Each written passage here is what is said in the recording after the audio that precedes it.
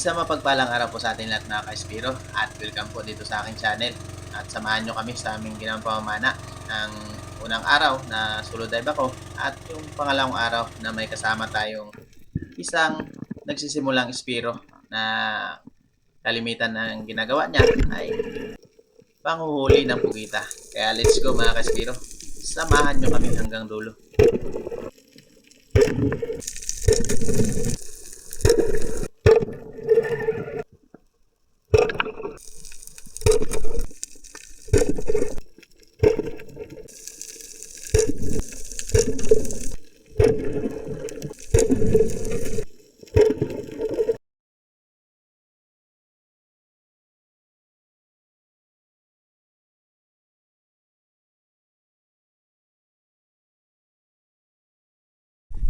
Yun, sa mga gandang araw po sa atin at mga kaswiro. Solo dive tayo ngayon dahil wala tayong kasama. Dahil yung mga dive buddy natin, busy pa sa kanilang mga gawain.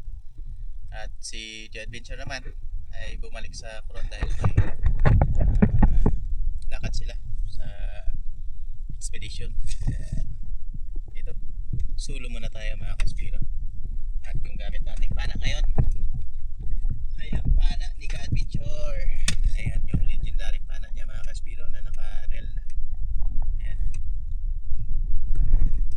Ito muna pinagamit niya sa atin kasi sabi niya para masanay ka na gumamit ng rel.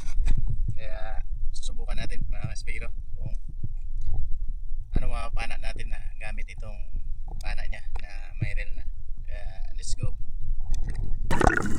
Pagkatapos nga mag-prepare mga kaspiro ay hindi na tayo nagpaligoy-ligoy pa. Bumaba na tayo ng bangka at susubukan na natin kung anong mga pana natin dito gamit yung pana ni J Adventure.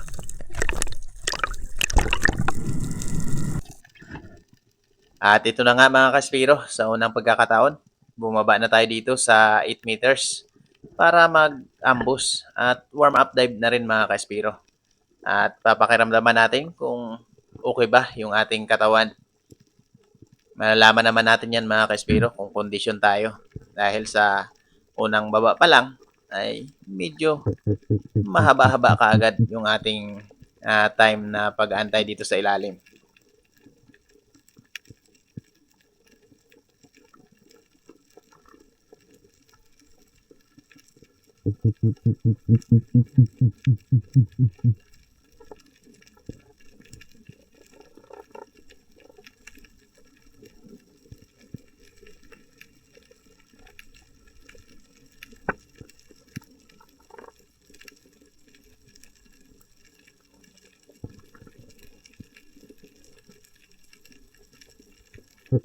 At hindi nga nagtagal mga ka-Espiro, may isang talakitok na dumaan at hindi na natin pinalagpas pa ito mga ka-Espiro. Pinana na natin dahil good size na rin ito. At ito yung kauna-unahang isda natin sa araw na ito.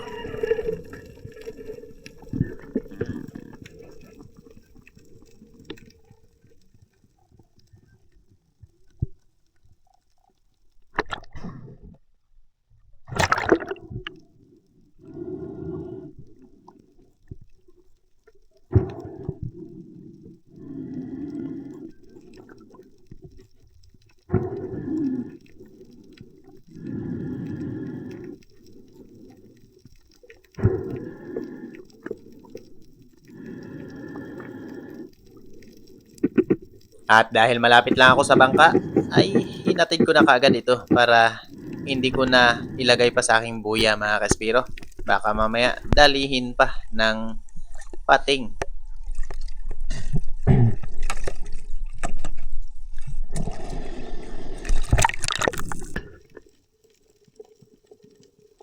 At dito naman mga kaspiro, habang pababa ako dito para mag-ambos, ay lumapit itong isang good size na darag-darag or Spanish flag snapper. Kaya hindi na natin to pinalagpas pa mga kaspiro. Tinira na natin dahil pangdagdag timbang na rin ito.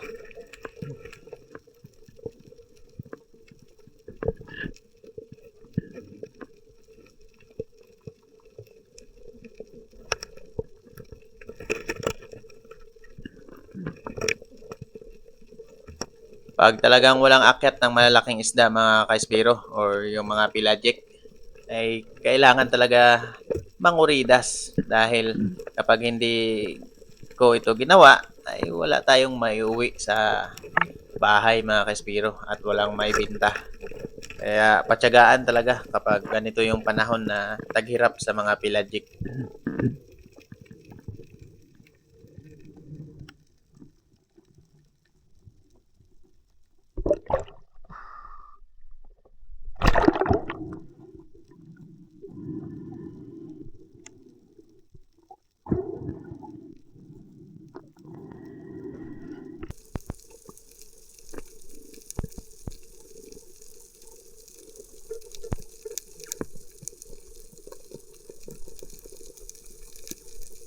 Another ambush na naman mga ka-Espiro para sa pag-abang dito sa ilalim kung ano yung mga isda pang lalabas dyan sa mga malalaking bato.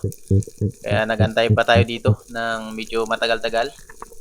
At pagkalipas nga ng ilang segundo dyan mga ka-Espiro ay may lumabas na isang good size na midnight snapper. Kaya hindi na natin ito pinalagpas pa. Pinana na natin mga ka-Espiro.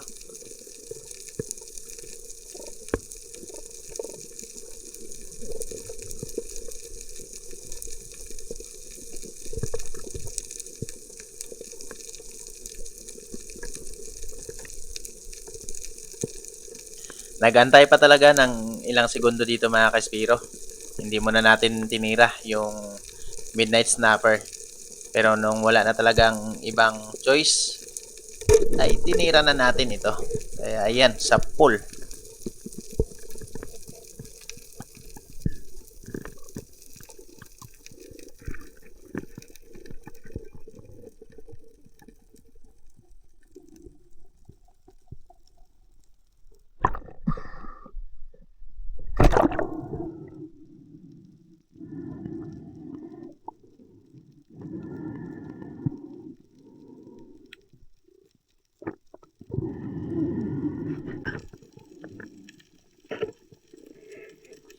Ito talaga mga ka-Espiro yung kinagisnan kong style ng pamamana, yung pag-aabang dito sa ilalim or tinatawag na ambush sa mga isdang dadaan or lalabas doon sa kani-kanilang mga bahay sa mga bato or corals mga ka-Espiro.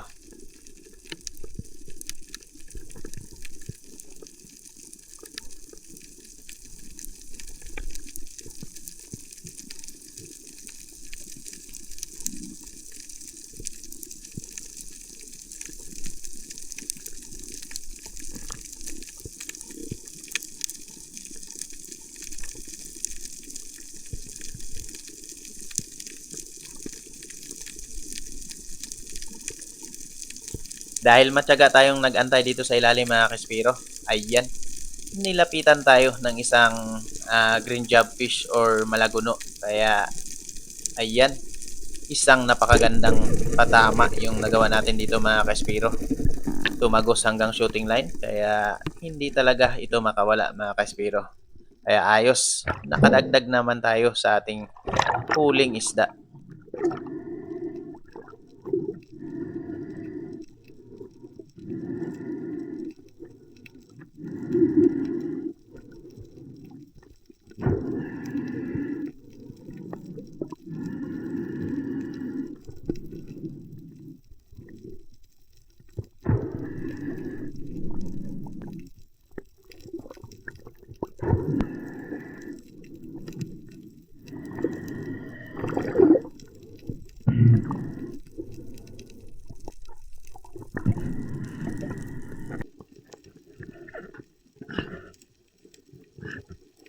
Habang ginagamit ko nga ito mga ka-Espiro, yung pana ni J. Adventure na nakarel, ay nainggan yun na ako na gumamit din, na rin ng nakarel na pana dahil talagang mas less yung hassle mga ka-Espiro at halos malaki talaga yung advantage nito dahil hindi natatakot yung isda dahil wala ka ng tali na hinihila-hila at ayan, nakakapaggalaw ka pa ng maayos dito sa ilalim mga ka-Espiro lalo na kapag mayroong agos.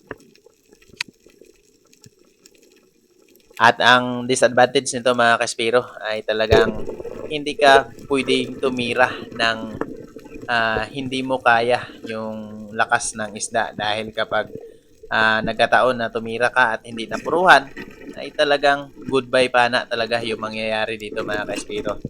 Dahil pag naubos yung reel mo or kahit may extra ka pa at naubos din, pag malaki talaga yung isda ay goodbye talaga mga kaspiro yung pana natin.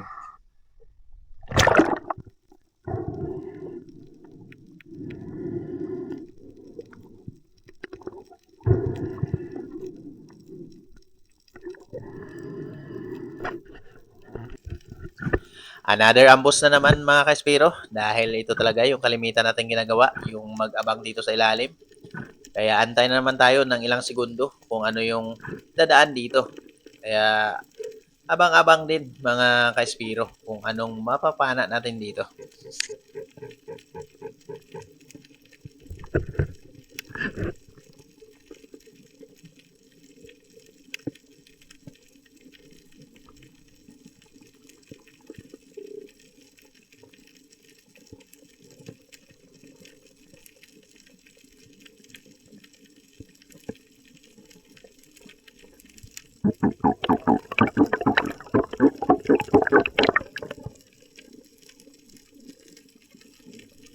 At finally mga kaspiro, sa tagal natin nag-antay dito sa ilalim, ay tinaanan na rin tayo ng isang batfish or bayang mga kaspiro. Kaya ayos.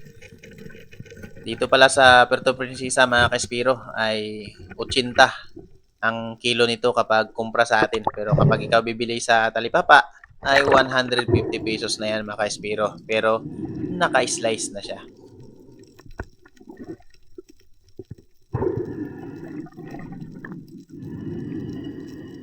At ito na nga yung last na napana natin mga kaspiro na solo dive tayo dahil ang susunod nito ay kasama ko na dito si Book na ang hanap buhay niya ay night dive at pamumugita mga kaspiro. Kaya ito, panoorin nyo yung kaganapan sa aming ginawang pamana. Yan. Yan mga kaspiro. Magandang araw po sa ating lahat. Panibagong araw, panibagong paninisid naman ang ating gagawin.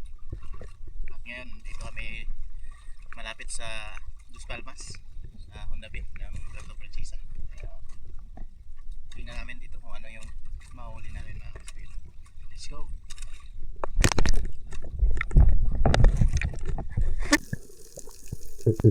Pagkatapos nga mag-prepare mga kaspiro, ay agara na tayong bumaba. Bali, nauna nga si Book bumaba dito sa Bahura dahil excited siya na manghuli ng pugita dito sa area.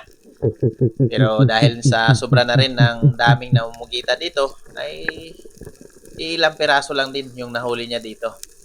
Kaya dito sa pag-aabang kong ito ay may nakita tayong isang midnight snapper dito. Kaya hindi na natin pinalagpas ito mga kaspiro. Pinana na natin.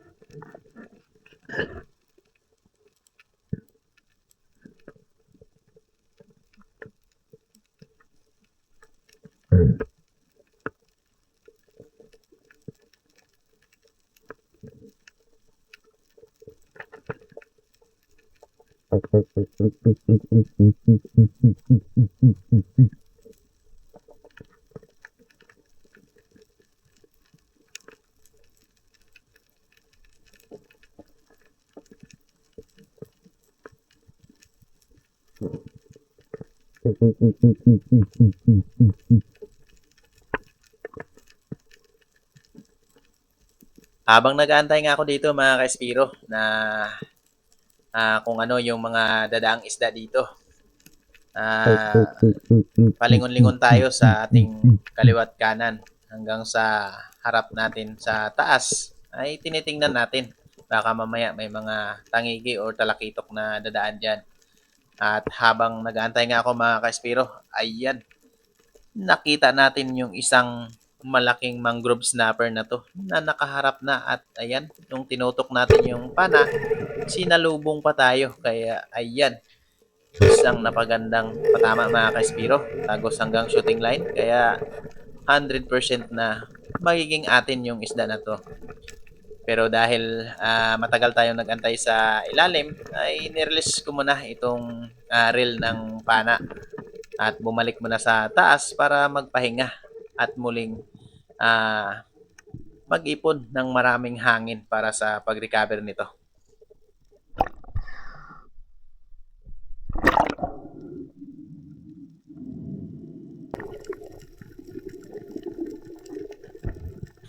At pagkalipas nga ng ilang minutong pagpapahinga sa taas mga ka-Espiro, ay muli na nating itong binaba para i-recover yung napana nating mangrove snapper. At nung pagkarating ko nga sa baba mga ka-Espiro, ay hindi niya rin naman gaano pala itong sinabit. Kaya madali lang natin itong nakuha at naahon na natin itong napana nating mangrove snapper. Kaya ayos.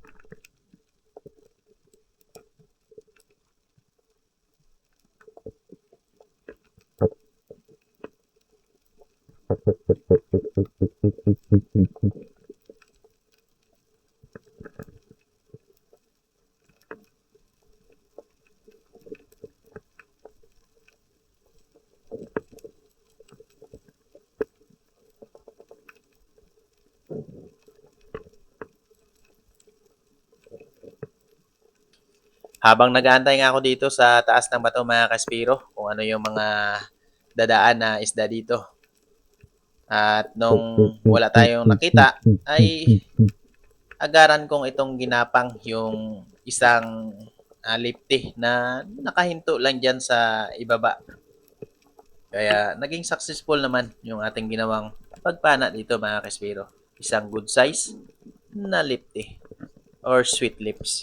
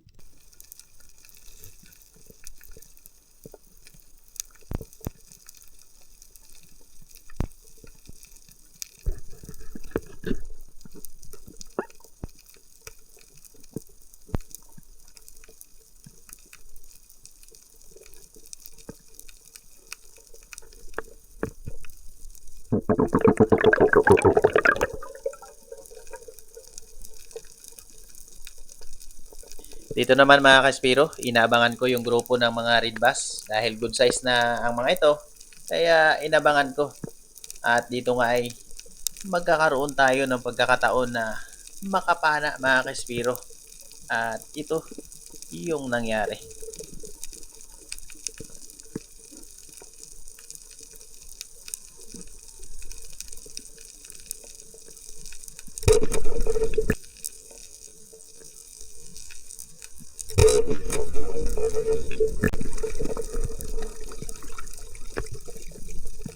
At ayan nga mga Kaspiro, nakapana tayo ng isang red bass kaya ayos. Good size pa naman mga Kaspiro. 1 kilo na ito kaya talagang mataba na yung isdang ito. Masarap ito pang sigang mga Kaspiro.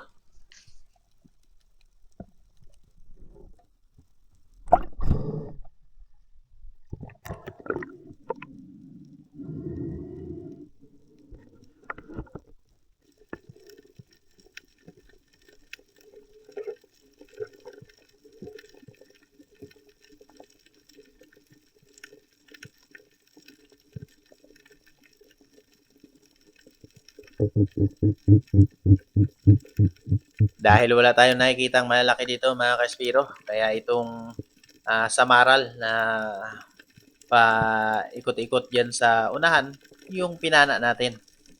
At ito yung samaral na sa bahura mga Kaspiro. Dalawang klase kasi ng samaral, yung original, saka ito yung samaral sa bahura.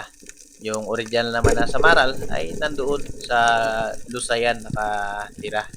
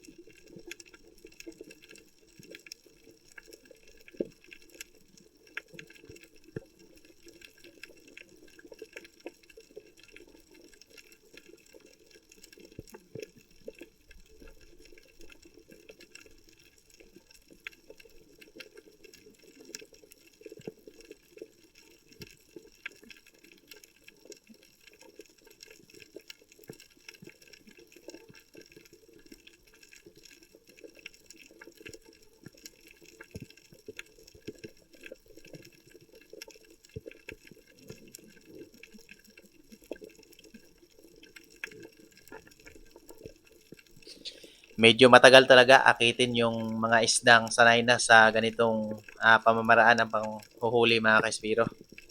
Kung hindi sapat or hindi matagal yung pasensya mo sa pag-aantay dito sa ilalim, ay talagang hindi ka makakapana ng mga isdang ito.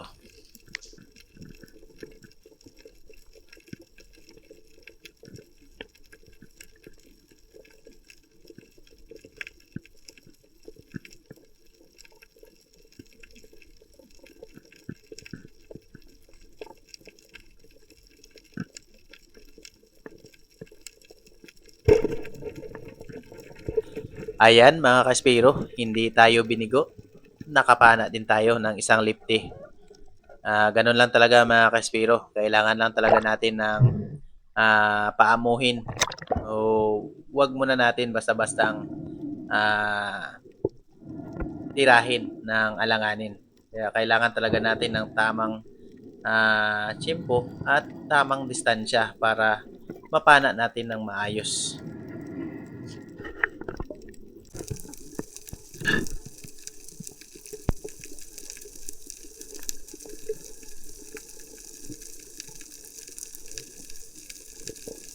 Pagkalipas ka ng ilang oras na pamamana doon sa tabi ng isla mga kaspiro, ay lumipat kami dito banda sa laot dahil nga medyo lumabo na. Pero nung pagdating namin dito, ayan, hindi na rin maganda yung visibility ng tubig.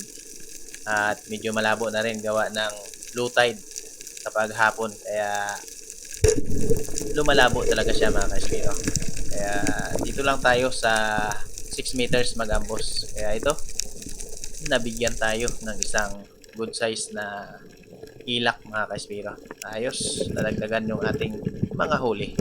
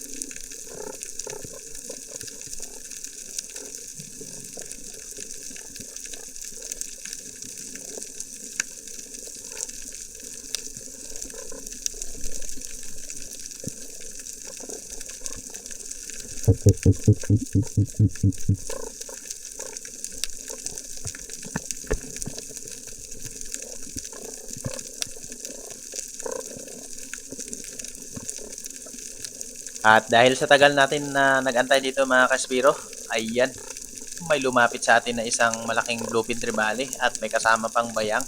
Pero hindi natin pinansin niyang bayang mga kaspiro dahil itong bluefin trevally yung target talaga natin. At umikot nga ito, hindi ko na din sinundan gawa ng medyo mahirap yung aking posisyon. Hinayaan ko na lang na umikot at bumalik dito sa aking harapan. Kaya ayan, napana natin mga kaspiro. Kaya ayos, talagang sobrang nakakatuwa pag ganito yung mga sitwasyon mga kaspiro. Makakapana tayo ng malaki-laking isda.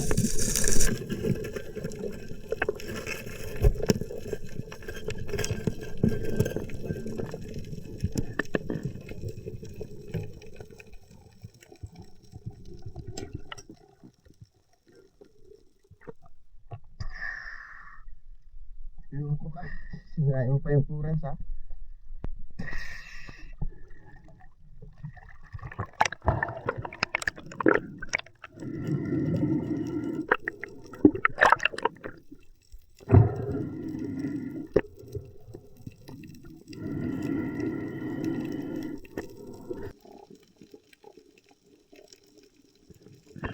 Pagkatapos ko nga ma-secured yung napana kong bluefin trevally mga kaspiro, muli na naman akong nag-ambos dito sa unahan. At ayan, may nakita akong grupo ng mga ilak or silver drummer mga kaspiro.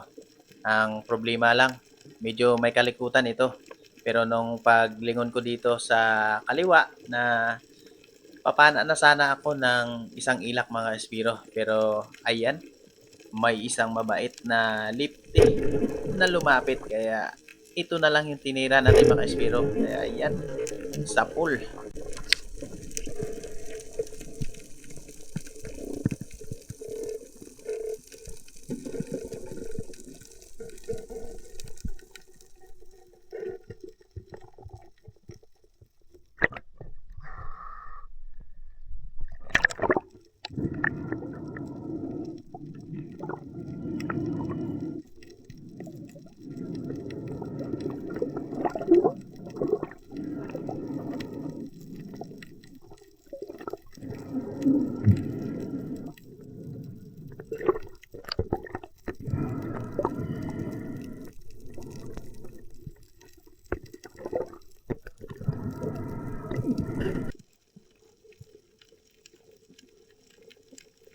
At dahil nandito pa yung grupo ng mga ilak, kaya nag-ambush muli ako dito kung saan natin napana yung lefty mga kaspiro.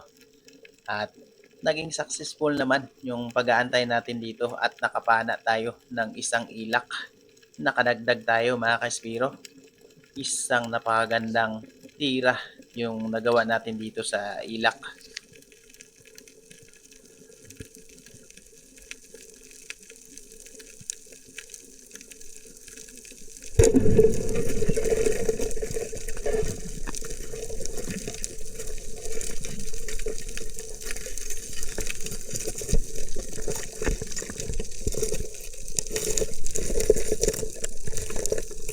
Ito lang talaga yung mahirap mga kaspiro kapag makurals yung area na papanaan natin.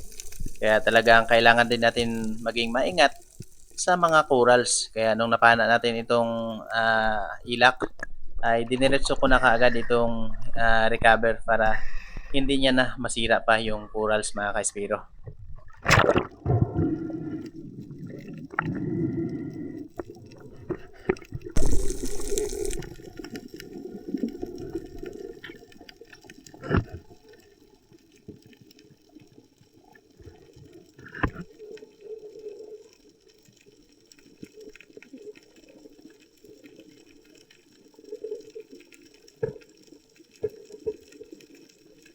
Muli na naman akong nag-ambush dito mga kaspiro at nagbabaka sakali pa kung meron pa bang mga malalaking isda na maaari nating mapana dito.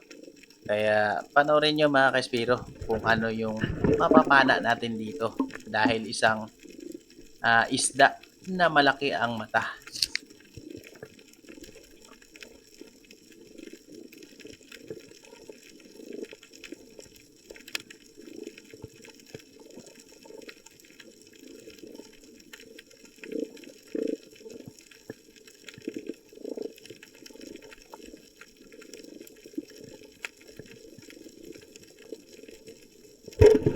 At ayan mga kaspiro, hindi tayo nabigo dito sa pag-aantay ng matagal sa ilalim.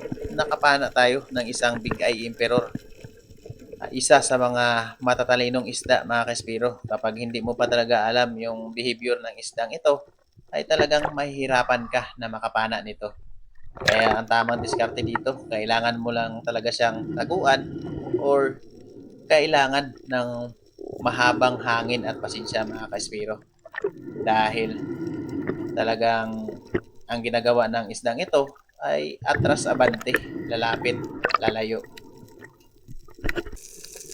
At dito nga mga kaspiro, bali last dive na natin ito dahil pahapon na at halos isang oras pa yung biyahe namin galing sa spot patungo doon sa daungan or sa parkingan ng bangka. Kaya pagkatapos nito ay agaran na rin kaming umahon para makapagbiyahe na. At sa lahat nga pala ng mga subscribers and silent viewer, maraming salamat po sa inyong walang sawang suporta. At sa lahat po ng mga gustong magpa-shoutout, ay comment lang po kayo dyan sa comment section para sa susunod na upload ay ma-shoutout ko na po kayo. At yan lang po. At God bless po sa ating lahat. Maraming salamat po. Pagod? Ha? Pagod? Kailang masaya. Ano masaya? Kahit pagod, basta masaya. Ano pa? Aray. Ilang peraso ulit po kita?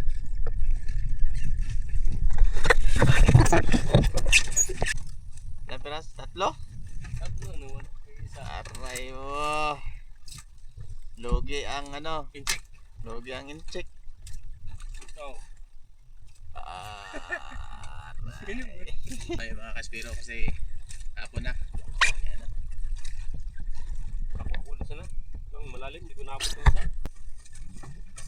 At habang tumatakbo nga yung bangka mga kaspiro ay salang na rin kami ng inihaw na ilak para sa ganon ay makakain kami dahil sobrang gutom na talaga mga kaspiro.